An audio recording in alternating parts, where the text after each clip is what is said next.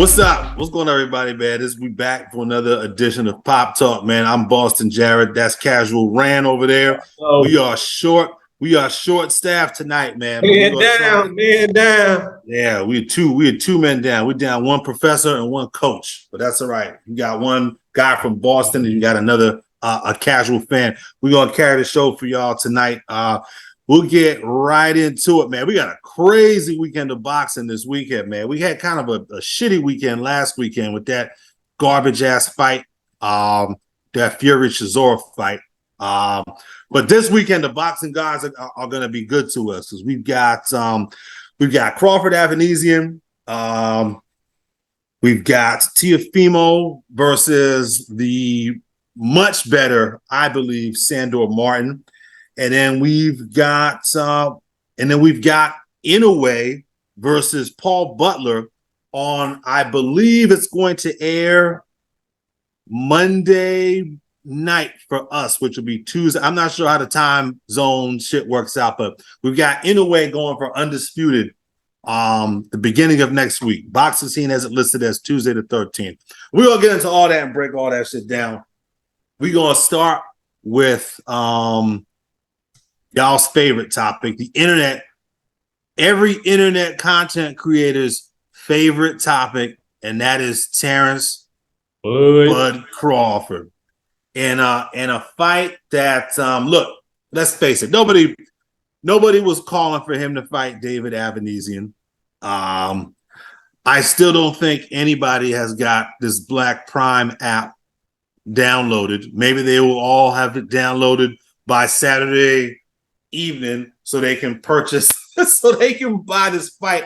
I haven't seen any kind of organized marketing for either the app or the fight.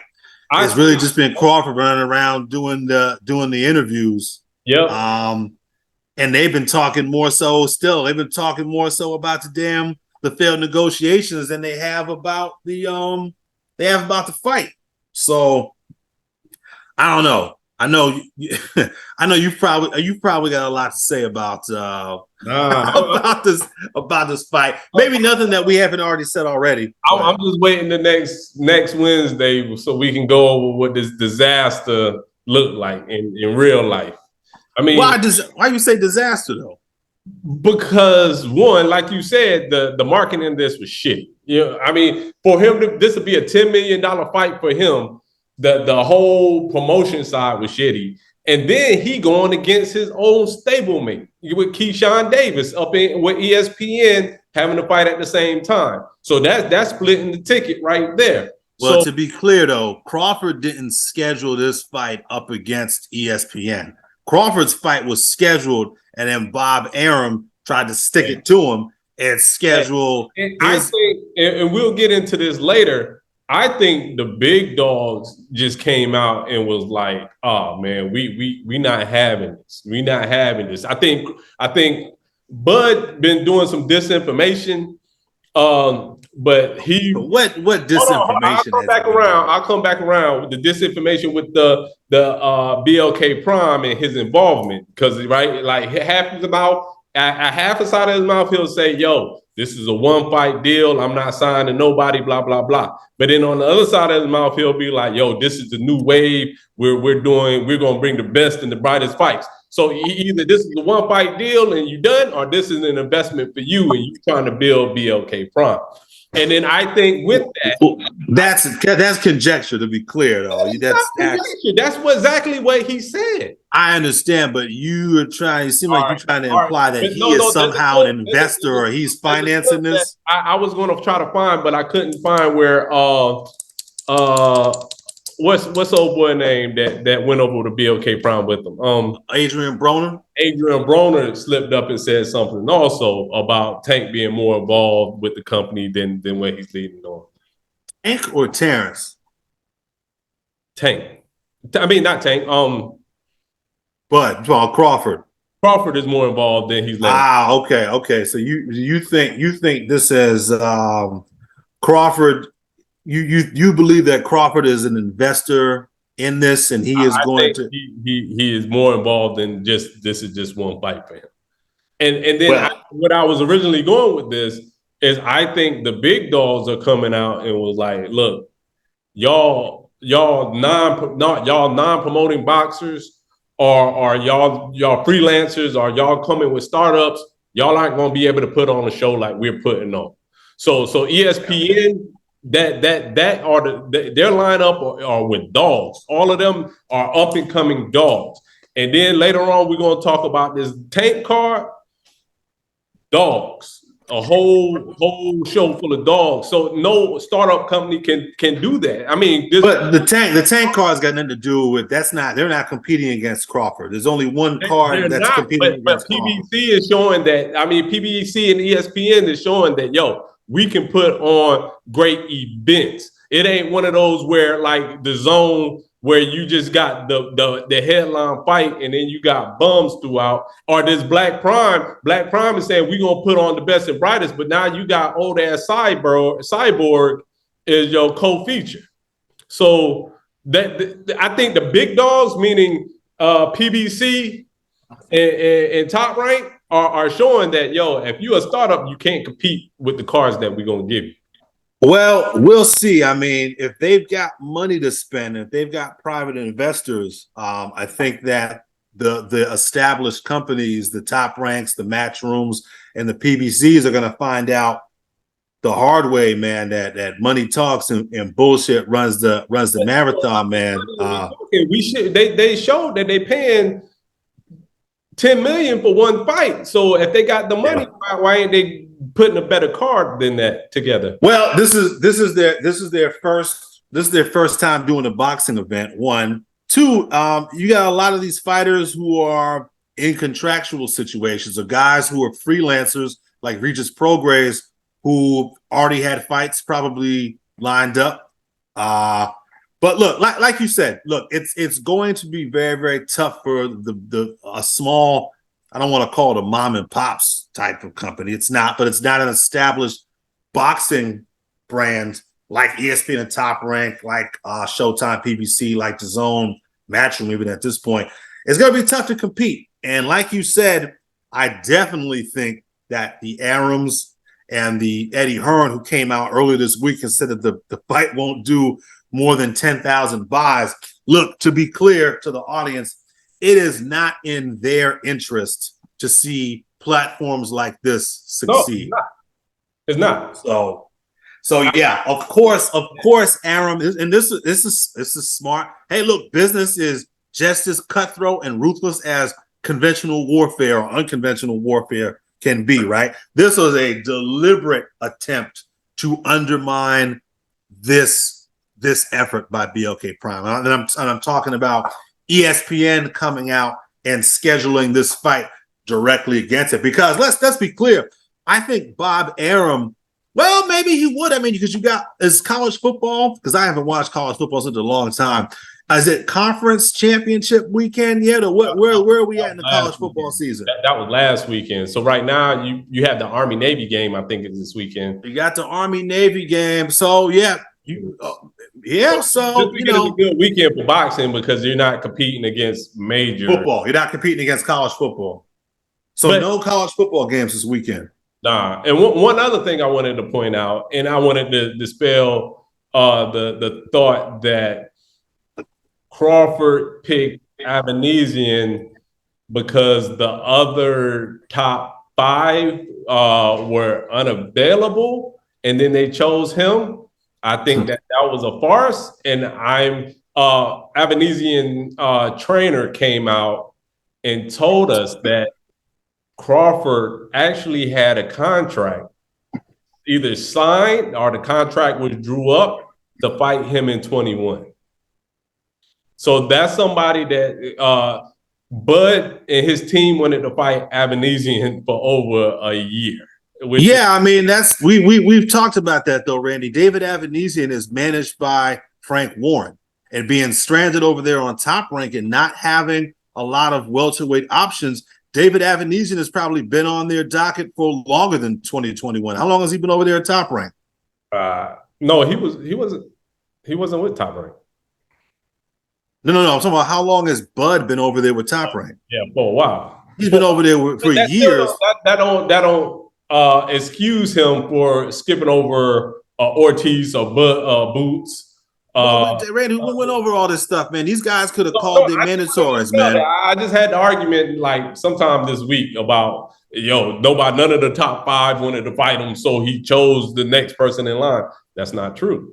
Well, who were the top 5? I'm sure these guys wanted to fight. The fighters, I'm sure, wanted to fight Randy, but of their promoters, of their handlers, who actually went through the trouble of trying to make the fight. Oscar De La Hoya is a guy who runs to Twitter, runs to social media. As soon as somebody tries to duck one of his fighters, you haven't heard anything from Oscar De La Hoya about Virgil Ortiz. Everybody in the world except Crawford thought that the negotiation with Spence was being negotiated in faith to be done at the end of this year. That's what everybody thought. So who else? But that wasn't the contract he got, though. That wasn't what Al Heyman thought, because Al Heyman apparently gave him a date for next year, and he says explicitly that he wanted to fight this year. So where I argue with that against you at during the tweet off, Spence told him, he said, "You got the contract with me on August 24th. You didn't respond until September, late September. And then when they redrew the contract, that's when they set the new date for the following year, because the time had lapsed." So, but my argument now is like Bud is going on all these interviews saying that, I agreed to everything. But my only issue was I wanted to fight this year. Oh, I take your word on that one. But I know that his big sticking point was wanting to fight this year. He just did it with the Boxing Boys. He was on the Boxing Boys, yeah. He was like, the only issue, he was like, I wanted to fight this year, and then they kept pushing it the last year. My thing is, when you boil it down, and he didn't say that was his only issue, but go ahead. He said that was his only issue. He said he agreed to everything, and he said, I don't remember him. We're not gonna play that. We're not gonna go through the trouble of trying to play it. I remember that was something he brought. I don't remember him saying that was my only issue, though. But go ahead, finish your point. But my thing is, if that was his issue, why wasn't that brought up in September versus pulling out and then saying that, they try to push it to the next year? He brought it up. That was the first thing he said. Wait a second. No. That's for over a month before he said it. That's according to, we have no way to independently verify that. 1, 2, Crawford has been consistent about saying he wanted to fight this year. He's been off for a year. He wanted to get a fight in this year. He was very explicit about that when he went on IG Live. And he said, I remember this. He said that he told Al Heyman that he wanted to fight this year. And I'm fighting, I believe, if I'm not mistaken, he said, I'm fighting this year with or without Errol Spence, was what he said. And he's been very consistent with that. So if you don't bring that up until after October when you pull out, then that's the issue. That's not what that's the way that I don't think that's not accurate. But according to Bud, he was clear about that throughout the negotiations that I want to fight. Now you saying conjecture. Now that's conjecture right there. About that. Look, we're not going to sit here and relitigate this whole thing, but he's been consistent about that. I based on what I've seen. He's been consistent after he pulls out. Right, but Randy, he has said that he told them throughout the negotiations that I want to fight this year, and I'm fighting with or without Spence this year. He also told you that Al Heyman was working with a lawyer that he didn't even know. But then he turned around, and when they was tweeting, he was like, "Yeah, my team's strong, ain't it?" So which one is it? Was Al giving contracts to a lawyer off the street, or was your team strong in the negotiation and sending things back? So I have no idea. I've heard the shit about the lawyers, and that's never come up in any of the follow-on interviews. The shit with the lawyers, not that I'm aware of. But he did he not say that?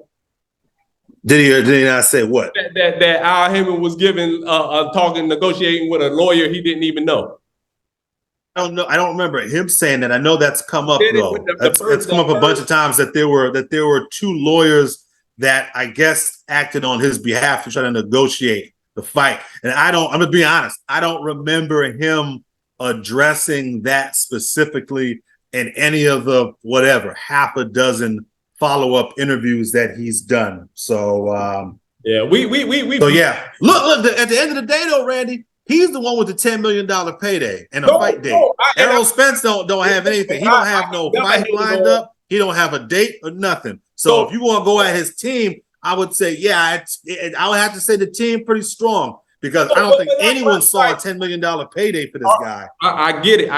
You know what I'm saying? Make your money. But my thing in the negotiating with the Spence fight, I just don't think it was being true. So even now, he's saying, "Yo, we gonna revise this and do it." Like, yeah.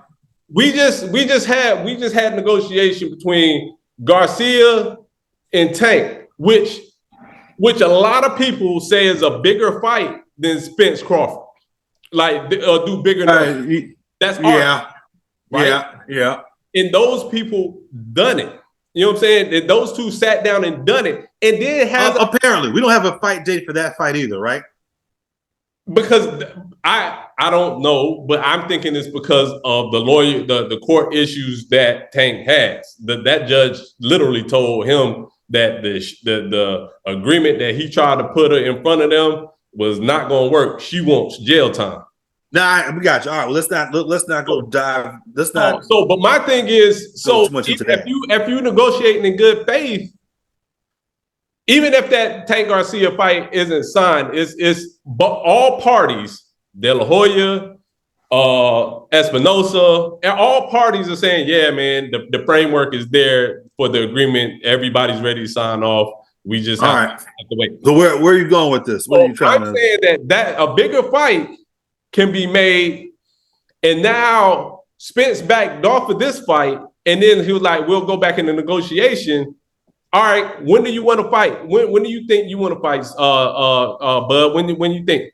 He's talking Yeah. I remember he said that on the Boxing Voice. He's saying hopefully the spring. Want to fight, man? Because if you really want, why does that tell you didn't want to fight? Because if everybody know this is a tune-up fight, so that means he should be able to fight on March or April time frame. Right, but I think the assumption is that Errol is going to have a fight in February. Is I believe the assumption. So if Errol fights in February, he can't turn around and fight in March. So now Crawford has to wait on Errol. Hopefully Errol gets through whatever fight he has got without injury, because that might push the shit back even more. That's what you assuming. But why, if he go in negotiation now and be like, look, we got a scheduled fight in March, and they sign that, then Errol don't have to fight.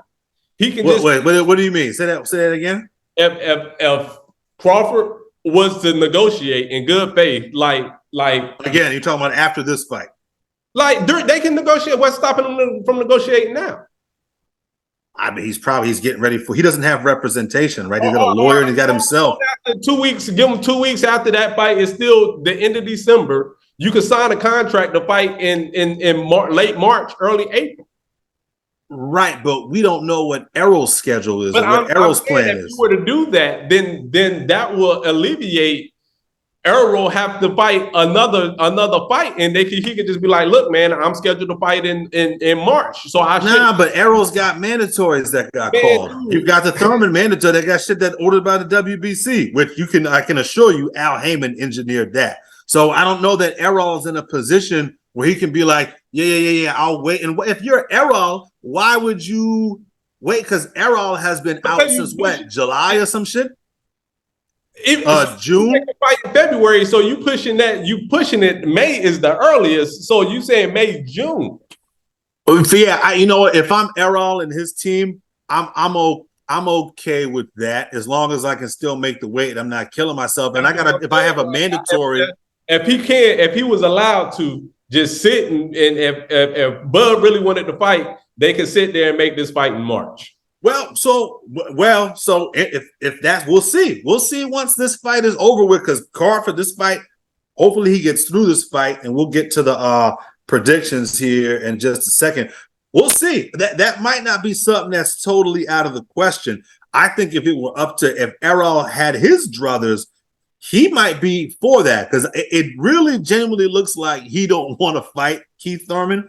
And Stanionis got the bag thrown at him by Oscar De La Hoya. So the Stanionis fight is totally out of the question. Stanionis is getting ready to fight Virgil Ortiz. Yeah. That purse bid got scheduled. So Stanionis is out of the equation now. It is only Keith Thurman now that Errol Spence has to worry about and fulfilling that WBC mandatory.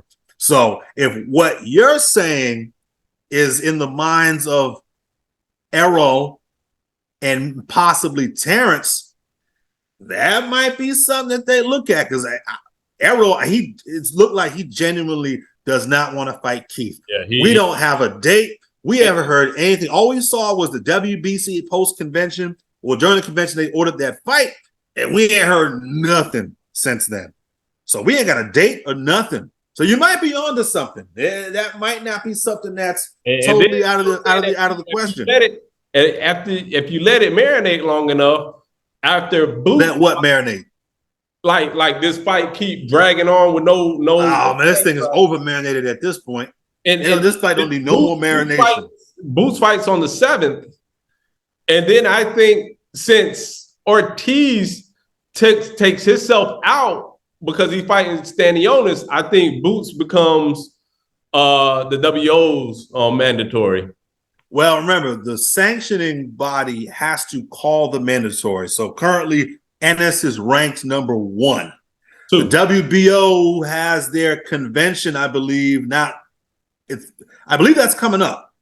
Yep. So all these machinations, all of these moving parts, this shit, what we're gonna get boxing wise for the first part of next year, the first 4 to 5 months of next year, it's gonna start falling into place here pretty closely, man. A lot of the stuff, the PBC and their deal with Showtime looks like it's gonna be ad hoc, as long as they're putting on pay-per-view events and not occupying regular network time. We'll see. You might be onto something. I doubt that Showtime and Steven Espinoza and those guys are going to try to undermine. Al and Steven Espinoza, however that relationship is now, they have a relationship, and I doubt that Espinoza will try to undermine Heyman by trying to get a Ennis Crawford fight called when, let's face it, the Spence Crawford fight is going to be a much, much bigger fight. I don't think Boots factors into that equation at all. I just don't see it. I think he does. I think they're going to try to box him in with either or, and there's not going to be a Stanionis 2 next year. But Randy, why would you, if you were the Showtime, why would you want to do that though? Because you need that belt to come off. Either you're gonna fight Boots and hopefully Boots can come off you with that belt, or you're gonna fight Spence and come off. Spence ain't gonna. I don't think Spence is in a position where he could keep holding off three belts. You know what I'm saying? Without fighting mandatories, waiting on Crawford. So I think that they're gonna say either you fight Boots or you gonna fight Crawford. Randy, if from a business standpoint, if you're Showtime PBC, Boots is a dangerous fight for either of those guys, for either Spence or Crawford. Let's say Boots goes in there and beats Crawford. Now the Spence Crawford fight is off the table.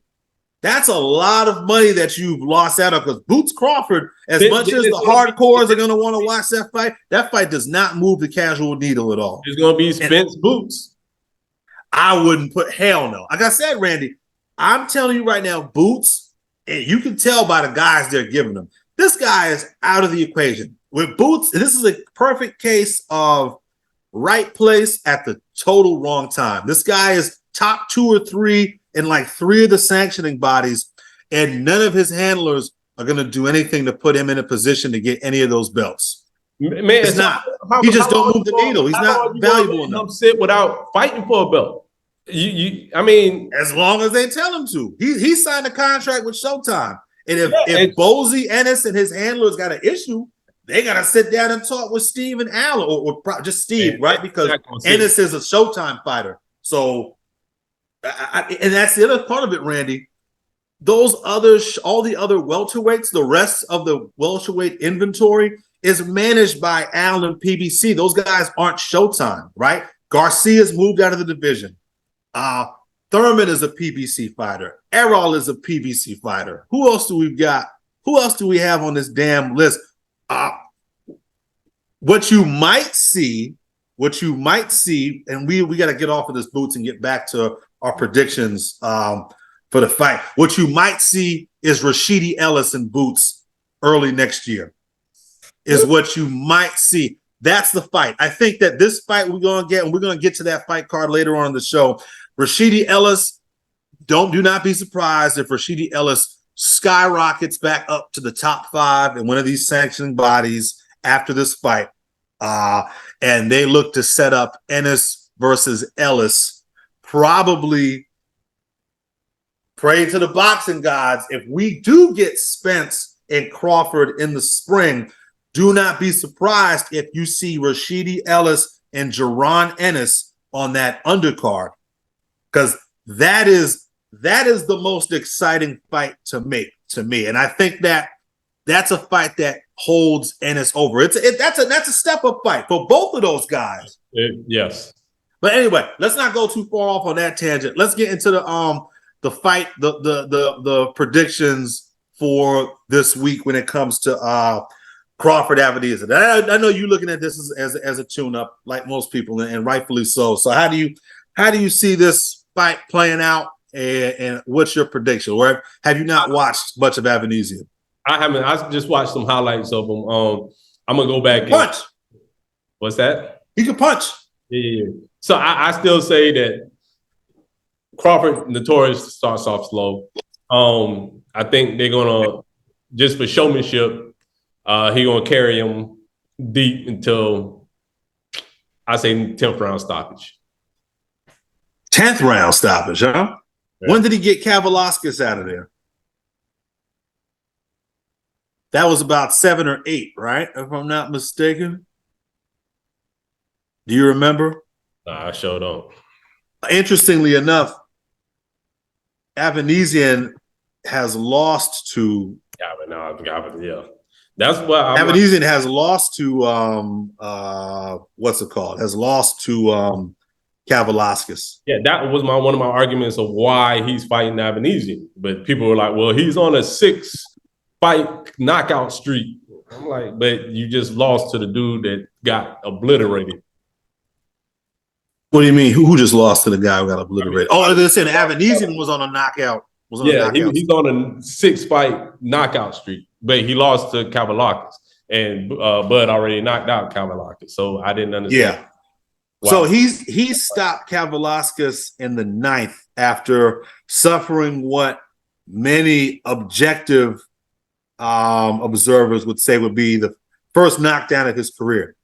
I thought it was a knockdown when it happened, and the Bud fanatics will a lot of them will tell you that it wasn't a knockdown. I thought he got knocked down. Look, I've seen Avanesyan fight before. I watched the Mosley fight, the Herman Lejaraga fight. I believe I pronounced his name right. And I've watched the Josh Kelly fight. Was the big fight because that was on a the undercard of a larger fight. I can't remember which one it was. Look, this guy is not Bud's level, right? Bud is levels above this guy.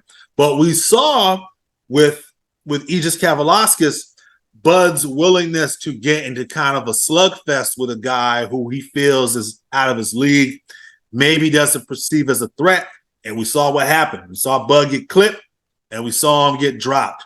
I would not be surprised if we see maybe not Bud get dropped, but we see Bud get buzzed halfway through this fight. I could see Bud getting a little bit comfortable, getting in a rhythm, getting comfortable, getting a little bit too careless, maybe feeling himself a little bit too much, and maybe getting clipped, maybe getting buzzed a little bit. I wouldn't be shocked if Bud took a seat in this fight. I really believe Avanesyan's got that kind of punching power, and I really believe that Bud is going to jump out and get real comfortable, and we might see it similar to the way we've seen this before with Crawford, right? We saw him get buzzed in the Gamboa fight, after he had dropped Gamboa once, if not twice, was out comfortably and got buzzed. We saw it with, and again, we saw it with Kavaliauskas. We saw him get buzzed after he got into a rhythm and got comfortable. So I think this fight's going to be an entertaining fight at the very least.